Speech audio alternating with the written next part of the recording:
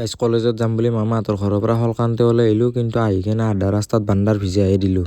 হে guys hello' and welcome back to my another mini blog. আৰু guys মই যিহেতুকে মামাহঁতৰ ঘৰত আছোঁ, সেইকাৰণে এতিয়া ৰাতিপুৱা 8টামান বজাতে তাৰ পৰা ওলাই আহিলোঁ, কাৰণ মোৰ এতিয়া কলেজ আছে। ইয়াৰ পৰা যাই কিনে আৰু কলেজত যাব লাগিব। আৰু গাইজ এতিয়া বৰষুণো মাৰি আছে, মানে বেছি ডাঙৰো নহয় সৰুও নহয়, কিন্তু ভিজে আৰু মানুহটো। সেইকাৰণে আৰু এতিয়া আহি কিনে এতিয়া বৰমা ব্ৰিজৰ তলত ৰখিছোঁ, কাৰণ বৰষুণ দি আছে যিহেতুকে ইমান ভিজি যাবও নোৱাৰি। আৰু গাইজ বহুত টাইম ৰখাৰ পিছত বৰষুণ যাক অলপ কমিল দক, মানে অলপ কমাতে যাব লাগিব, নহ'লে যদি আৰু বেছিকৈ আহে হাকাৰ লাগিব।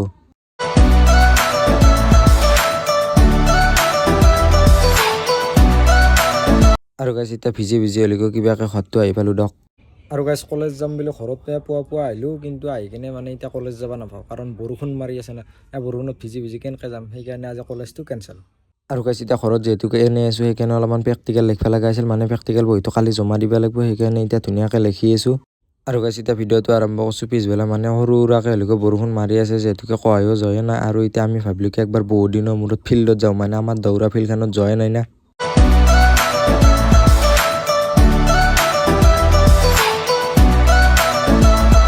আৰু গাইজ বহুত দিনৰ মূৰত ফিল্ডখন দেখা পাই কিনে কিবা এটা ভাল লাগছে, মানে আগতে ফিল্ডখনে খৰা নাছিল, দিনটো ইয়াতে থকা গৈছিল বেছি টাইমখিনি।